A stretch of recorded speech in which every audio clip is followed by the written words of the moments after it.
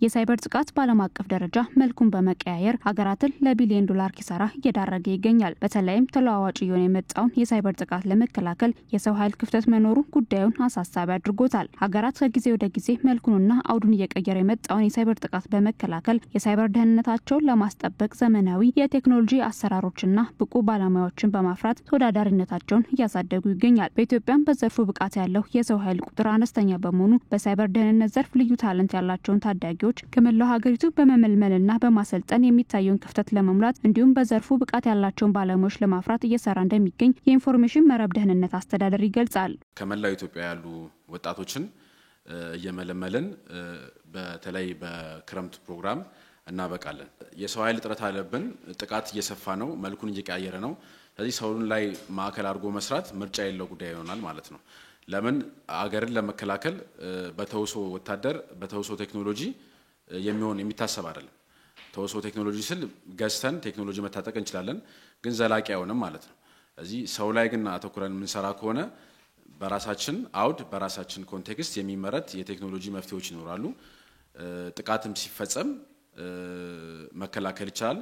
ተገቢ ሆኖ ሲገኝም ደግሞ ምላሽ መስጠት ይችላሉ ማለት ነው። ስለዚህ የምርጫ ጉዳይ አይደለም ማለት ነው። ታለንት ላይ አተኩሮ መስራት ያለውን የሳይበር ደህንነት ባለሙያ ሰው ኃይል እጥረት እንቀንሳለን። እንደ ሀገር የተጀመረውን የዲጂታል ትራንስፎርሜሽን ሂደት እውን ለማድረግ የሳይበር ደህንነትና ሉዓላዊነትን ለማስጠበቅ የሳይበር ታለንት ልማት ላይ መስራት እንደሚገባ በኢንፎርሜሽን መረብ ደህንነት አስተዳደር የሳይበር ልህቀት ማዕከል ዳይሬክተር ቢሻው በየነ ተናግሯል። ተቋሙ ላለፉት 3 ተከታታይ ዓመታት በሳይበር ደህንነት ዘርፍ ታለንት ያላቸውን ታዳጊዎችን ከመላው ሀገሪቱ በመመልመል ሲያሰለጥን መቆየቱን አንስተዋል። ይህም ኢትዮጵያ በኢንዱስትሪው የሚያስፈልጋትን ብቃት ያለው የሰው ኃይል በከፊል ማቅረብ መቻሉን የገለጹት እንደ ሀገር የዲጂታል ትራንስፎርሜሽን ለማረጋገጥ ስትራቴጂ ተነድፎ እየተተገበረ ነው። ያ ደግሞ ያለ ሳይበር ደህንነት ሙሉ አይሆንም። ስለዚህ በየአመቱ ይሄን ከማድረግ ባሻገር ካሪኩለም ተቀርጾ ከአዲስ አበባ ዩኒቨርሲቲ ጋር የምንተገብረው ፎርማል ትምህርቶች አሉ። እዚህ ላይ ግን አተኩረን መስራታችን ኢንዱስትሪ የሚፈልገውን አቅም ኢንዱስትሪ የሚፈልገውን ውስብስብነት የሚረዱ ወጣቶችን ከመሰረቱ ማብቃት እንችላለን ማለት ነው።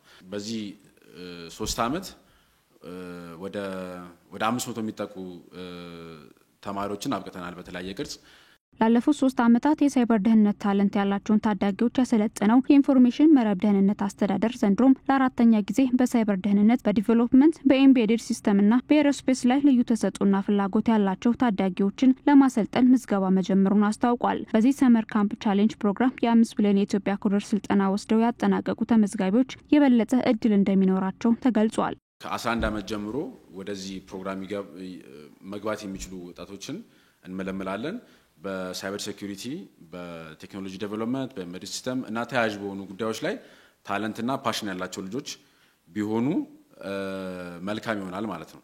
5 ሚሊዮን ኮደር ሲወሰደ ተማሪ የተሻለ እድል ይኖራል እዚህ ፕሮግራም ውስጥ ለመግባት ማለት ነው። ነገር ግን ያልወሰዱም ቢኖሩ እንደገቡ መጀመሪያ 5 ሚሊዮን ኮደር ትሬኒንግ የሚወስዱናል። ነገር ግን ካሉት ተማሪዎች የተሻለ እድል ይኖራል እዚህ ፕሮግራም ላይ ለመግባት።